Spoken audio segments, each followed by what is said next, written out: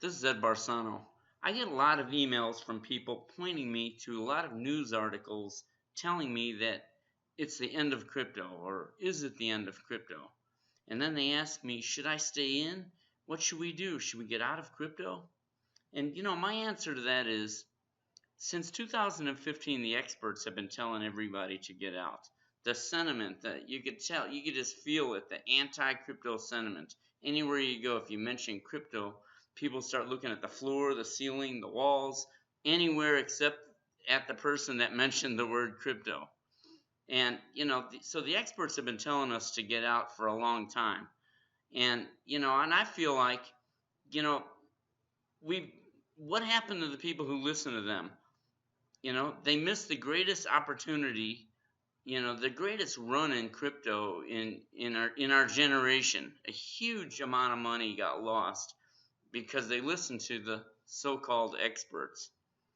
Okay, however, the customers are demanding crypto.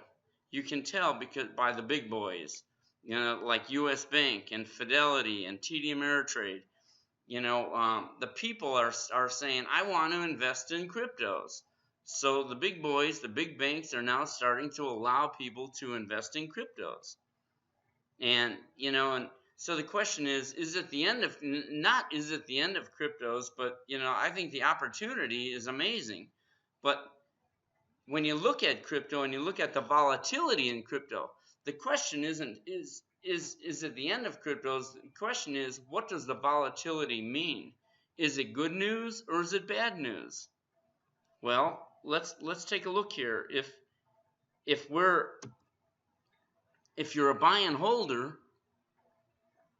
this shows that all the volatility that's out there going up and down, that's caused by all this negative propaganda. I shouldn't call it propaganda, but all this negative news, and you got negative news, you got positive news.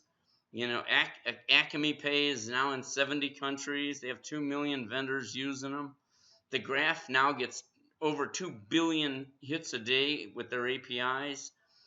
So there's good news, but then you have the other negative news, is the end of the world news, the New World Order news, the devaluation of the dollar news. So that's causing a lot of volatility in the market.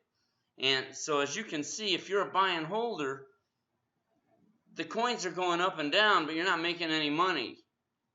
See, zero, because you buy it and you're sitting on it and you're missing all the movements up and down. So in that regard, it's bad news. All this volatility is bad news. All this news, this negative news, is bad news. But if you're a day trader, someone who trades cryptos, who buys it and sells it as it's wiggling around, you can see here like this: buy, buy, buy, sell, sell, sell, buy, sell. Buying and selling as it's going up and down, you see the profits that it takes repeatedly and in perpetuity. I like to say in perpetuity and for life, because it just goes up and down as long as so the volatility is actually great news for day traders, and especially if you're running a fully robotic day trader, then it runs 24 hours a day, 7 days a week, and all it does is buy and sell as the coins go up and down.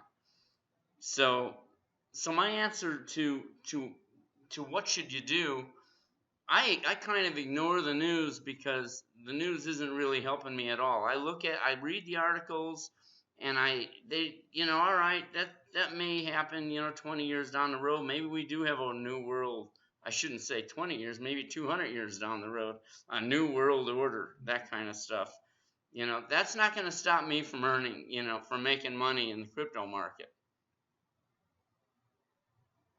Go to the GoBabyTrade website to see more of my articles.